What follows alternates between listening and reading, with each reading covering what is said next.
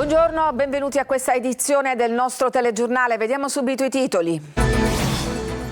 La tragedia del Beisan, mentre cominciano le autopsie sulle vittime arriva la prima ricostruzione dei minuti del naufragio, ancora tutta da verificare. I fari della regione sul caso del chirurgo in servizio all'ospedale civico di Palermo, che però era stato radiato in Inghilterra per molestie sessuali su una collega. Nuova aggressione al carcere Pagliarelli di Palermo. 3 detenuti del reparto di alta sicurezza hanno colpito a calci e pugni un assistente capo. Dell'invasione di topi ennesima al degrado della scuola Vittorino da Feltre a Montepo. Le segnalazioni al nostro numero WhatsApp. Gela di nuovo a secco per 2 guasti in pochi giorni. I residenti piazzano una cisterna in strada. A Trapani anche il cimitero resta all'asciutto. Calcio, amo Catania, confermo il mio impegno. Ross Pelligra assicura che gli intoppi finanziari sono stati superati. E ancora calcio, pareggio deludente per il Palermo che non va oltre l'1-1 con il Cosenza. Salta l'allenatore del Trapani dopo la sconfitta al provinciale con un bruciante 3-0.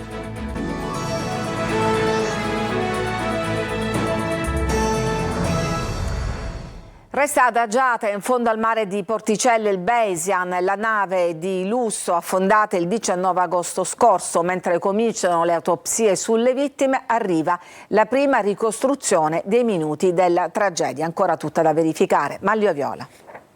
150 km orari. Sarebbe questa la velocità delle raffiche di vento improvvise che hanno investito il Beisan poco prima delle 4 del mattino del 19 agosto scorso. Raffiche di vento che avrebbero disancorato il veliero. L'ancora avrebbe arato il fondale per circa 300 metri. Il vento avrebbe spostato l'imbarcazione che così avrebbe offerto il fianco al downburst, il fenomeno del vento discendente. La poppa della nave sarebbe andata giù e il portellone aperto avrebbe imbarcato acqua dando il via alla catena di eventi che ha poi portato all'affondamento in 16 minuti. È la prima ricostruzione dell'incidente che ha causato l'inabissamento del veliero di lusso e la morte di 7 persone. Una ricostruzione verosimile ma ancora impossibile da verificare, almeno fino a quando non sarà recuperato il relitto e con esso il traspondere AIS dotato di GPS che avrebbe tracciato gli ultimi movimenti del panfilo. La nave infatti non aveva una vera e propria scatola nera. Intanto oggi è il giorno delle prime 4 autopsie dopo che sabato sono state eseguite le TAC sulle vittime. I primi a essere esaminati sono i corpi di Jonathan Bloomer e della moglie Judith Elizabeth e poi i coniugi Morvillo, l'avvocato Christopher e la moglie Neda. Subito dopo le autopsie saranno eseguite sul corpo del magnate inglese Mike Lynch e della figlia diciottenne Anna e sul cuoco di bordo Recaldo Thomas, unica vittima dei 10 componenti dell'equipaggio, recuperato sul fondale vicino alla barca.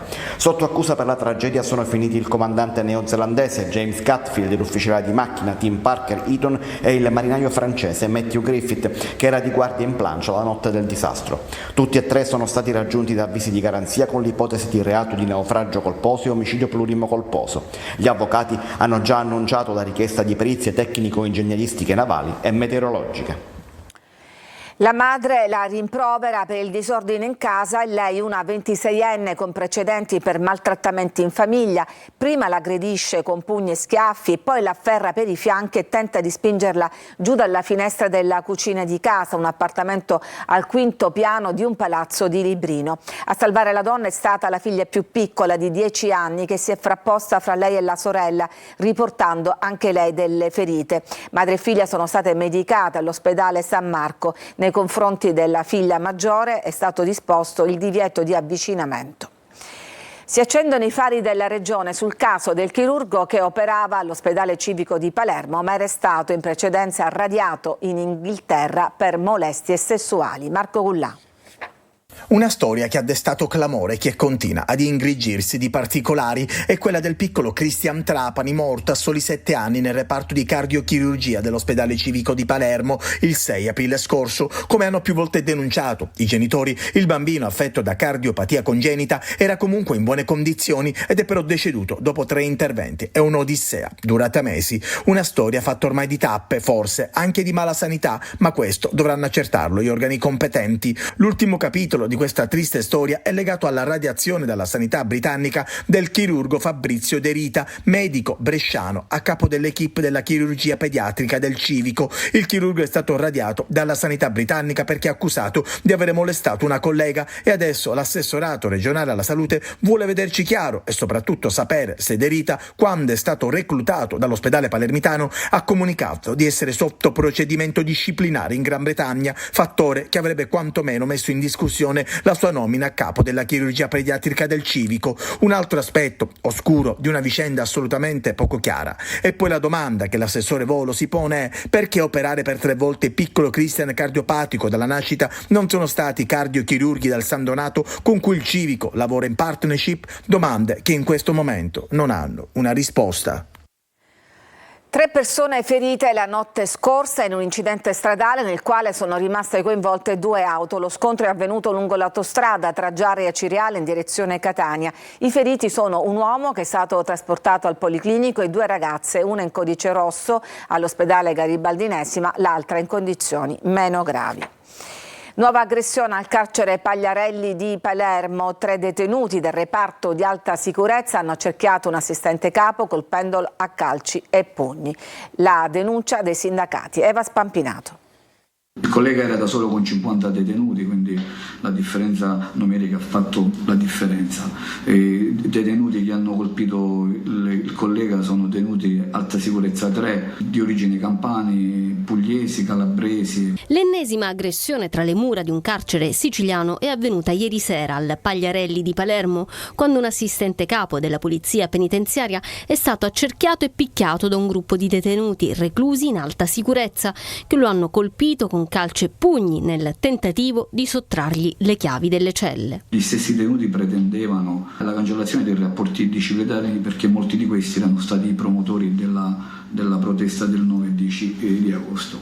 Questa sezione è stata istituita per volere del Dipartimento contro le indicazioni della direzione, che non era pronta per poter accogliere questa tipologia di detenuti, di cui anche ci sono degli ergastolani. Il poliziotto è riuscito a dare l'allarme, ma ha riportato contusioni ed ematomi in tutto il corpo con una prognosi di 5 giorni.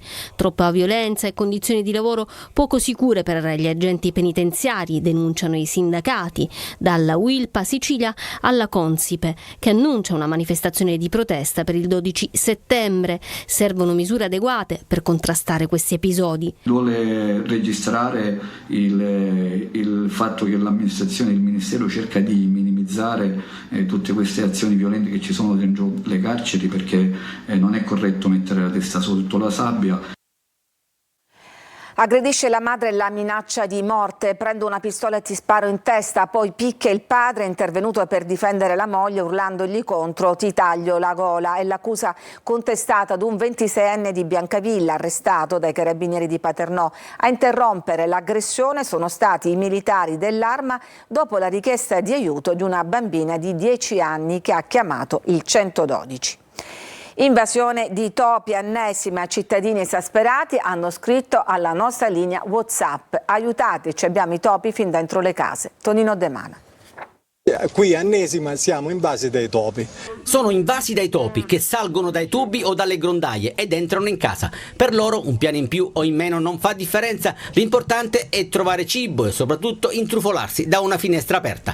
Numerosi quartieri di Catania stanno facendo i conti con un'emergenza igienico-sanitaria che deriva dalla proliferazione di topi, grossi quanto gatti o conigli. Qui siamo a Nesima, dove in via Paolo Orsi e Nicola Dato assistiamo allo sfogo dei residenti che hanno contattato il nostro numero di WhatsApp 342 74 55 005. Sono esasperati, alcuni convivono con i ratti, li hanno in casa da giorni. E io ho anche topo a casa, ha 3 giorni che c'è topo a casa e manco lei levato. Qua c'è un tappeto di topi, non si può stare. Cortesemente di sistemare questo buco che è stato fatto tramite quelli della spazzatura. Non si può stare, ci sono zanzare, mosche, topi a non finire. Siamo invasi i topi in casa. Quanti topi avete visto in giro?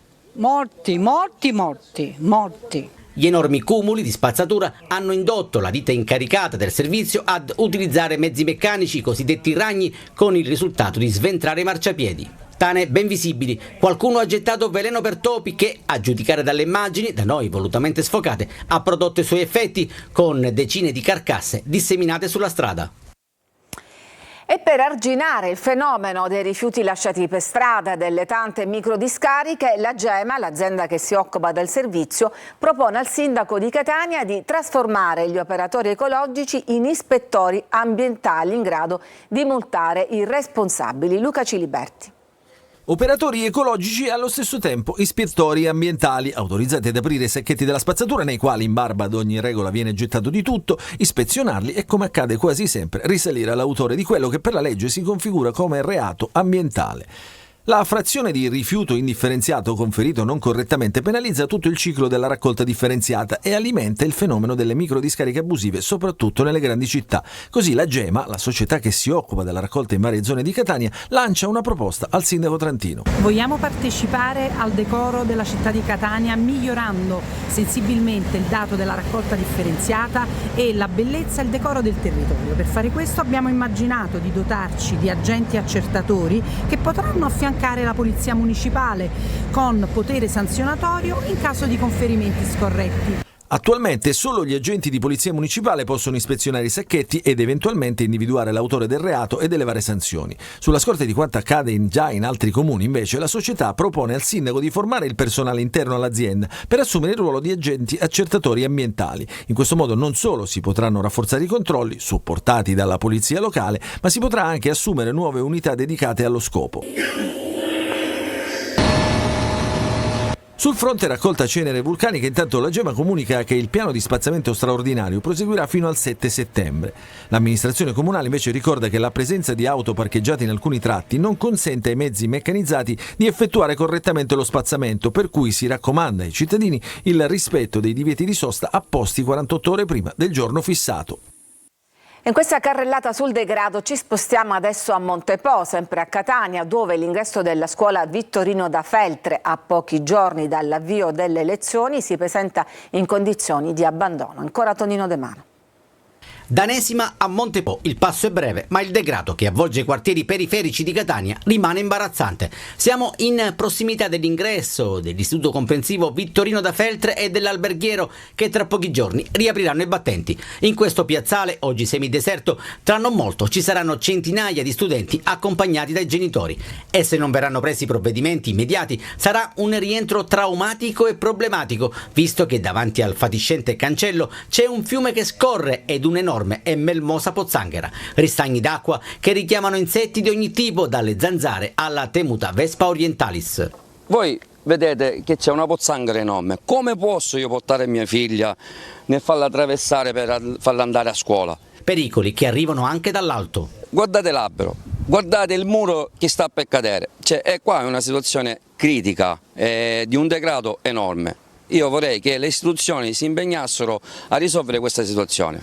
Sono tante le segnalazioni al nostro numero di WhatsApp 342 7455 005, altri invece ci fermano sul posto per denunciare il degrado. Sì, è un degrado completamente, perché qua non si può neanche camminare, come poi lo potete vedere voi. È attenzionato soltanto quando ci sono le lezioni. Servono risposte concrete e soprattutto immediate. La campanella che dà il via alle lezioni sta per suonare.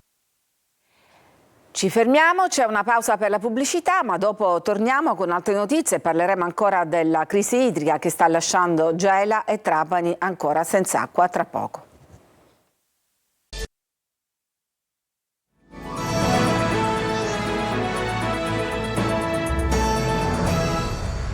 A Gela 2 guasti diversi nel giro di pochi giorni hanno lasciato a secco alcuni quartieri della città e così i residenti hanno posizionato una cisterna in strada. Gerry Italia.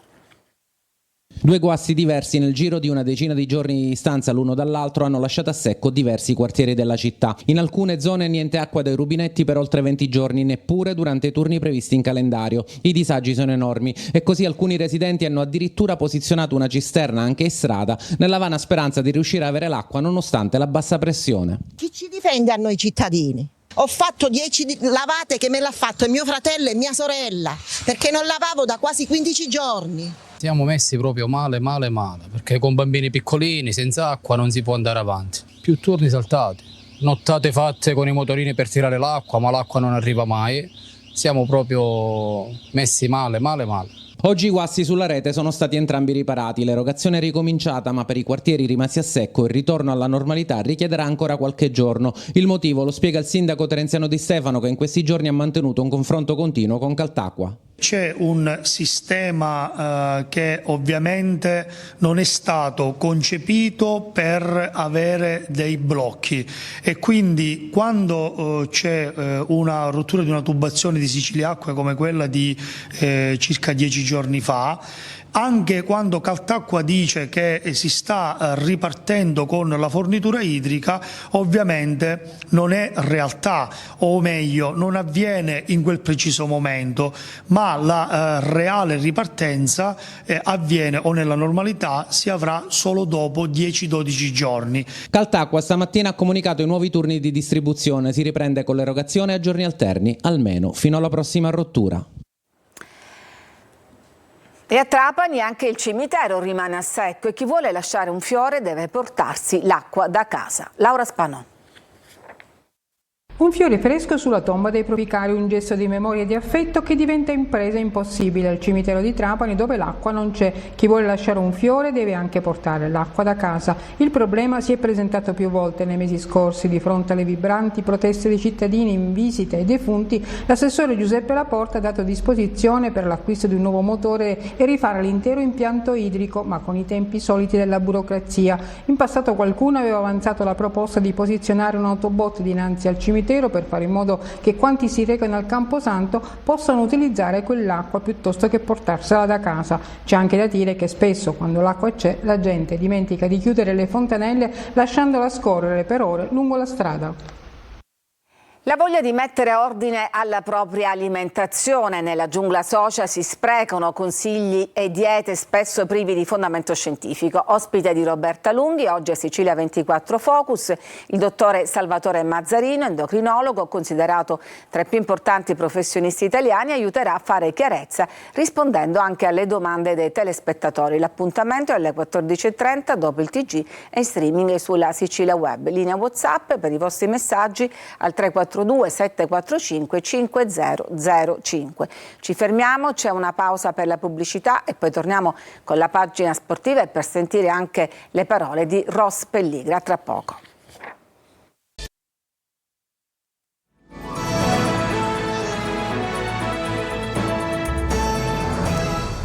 C'era grande attesa per la conferenza stampa del presidente del Catania, Ross Pelligra, che oggi ha fatto il punto sulla situazione del club e sulle difficoltà economiche estive. Allora ascoltiamolo nel servizio di Francesco Triolo. Ho un desiderio di fare bene in questa società, di dedicare le mie risorse economiche e tutte le mie energie in questa club, in questa squadra, ma anche alla città di Catania che amo, nella quale ovviamente ho, come ben sapete, delle origini che vengono da queste parti.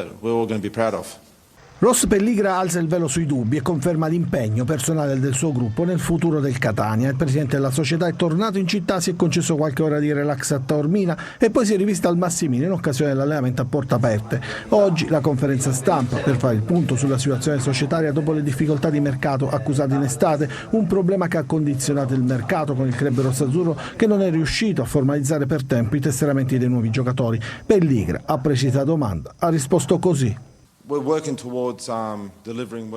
Si trattò di questioni burocratiche relative alle garanzie che sono state prodotte in Australia. Oggi posso dire che stiamo lavorando in maniera positiva verso la raggiunta dell'obiettivo. Purtroppo si è trattato di un rallentamento, che è stato causato dai consulenti che lavoravano con noi in Australia, e devo ammettere che oggi questi consulenti non lavorano più con il mio gruppo, con noi. Abbiamo lavorato nei confronti di quelle che sono le garanzie per fare sì che la situazione si rasserenasse.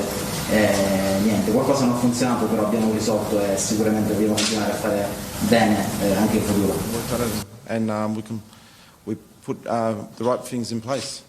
Una conferenza stampa che arriva a poche ore dall'esordio casalingo del Catania questa sera al Massimino contro il Benevento, una gara che mette di fronte i rossazzurri già contro una delle avversarie più quotate del girone. Pareggio deludente per il Palermo che non va oltre l'1-1 con il Cosenza. Marco Gullà.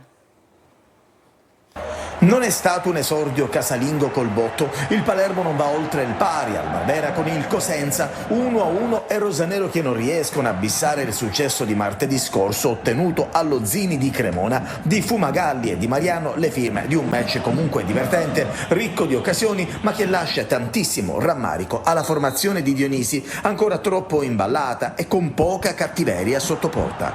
Tornano Insigne e Brunori dal primo minuto, la gara è frizzante, il Palermo ci prova prima con Ranocchia e poi con Di Francesco, ma entrambi non hanno fortuna. Fumagalli intanto fa le prove per il gol e su assist di Dorazio colpisce il palo. Trema il Palermo che però subito dopo ha la grande palla per il vantaggio. Ranocchia per Blen e più di un rigore in movimento, ma Micai compie un miracolo. Al 40° avanti i calabresi, un errore di Ceccaroni regala la rimessa al Cosenza, dalla destra Cervo mette al centro, Fumagalli stoppa e tira al volo 0-1. Nel finale di tempo Brunori spreca ciabattando la palla del possibile pareggio. Ripresa, entra Pierozzi per Lund, dopo un minuto Palermo subito pericoloso, tiro di sinistro di Brunori, Micai non si fa sorprendere. Dentro anche Henry e Basic, il Cosenza tiene il campo e rischia poco, anzi riesce quasi a segnare il 2-0. Dionisi chiede ai suoi di ragionare, Segre ad un passo dal pareggio, fucilata diretta all'angolino e Mazzocchi sulla linea di porta salva il risultato. 79° entra Di Mariano e dopo qualche secondo arriva il pareggio. Insigne in mezzo proprio per l'esterno palermitano che corregge in rete e 1-1 esplode il Barbera. Minuti finali, gol annullato sempre a Di Mariano, poi al 94° Insigne alla palla del vantaggio ma tira in curva. Finisce così un pareggio che smuove la classifica di entrambe e che fa più contento il Cosenza. È stata una partita vincente, una partita fino alla fine giocata da entrambe le squadre con le loro caratteristiche. Il nostro rammarico è non essere passati in vantaggio, abbiamo creato veramente tante occasioni, però i ragazzi sono stati bravi nel rimanere in partita. Il Trapani subisce una sconfitta umiliante e salta subito l'allenatore Franco Cammarasano. Delio Rossi, Attilio Tesser, Roberto Boscaglia e Fabrizio Castori sono questi i nomi che in queste ore circolano per la sostituzione di Alfio Torrisi alla guida del Trapani. Il tecnico catanese infatti in nottata è stato sollevato dall'incarico dal presidente Valerio Antonini. Nettamente favoriti, secondo le ultime indiscrezioni, sarebbero comunque Tesser e Castori, il primo con un curriculum invidiabile di promozione in Serie B, il secondo altrettanto, ma col vantaggio di conoscere la piazza trapanese. Già ieri sera, col silenzio stampa del dopopartita e le luci della sede sociale accese fino a notte, si ipotizzava una decisione drastica. Troppo male infatti il Trapani contro un Picerno che, dopo aver dominato l'Avellino la settimana prima, ha pagato con la stessa moneta il Trapani, impallinando la corazzata granata che è affondata sotto gli occhi di 5.000 spettatori che si attendevano ben altro dopo la dispendiosa campagna acquisti operata dal presidente. Finisce qui questa edizione, vi lascio adesso il nostro focus dedicato ai consigli per mettere ordine nella nostra alimentazione. Grazie per averci seguito, a tutti un buon pomeriggio.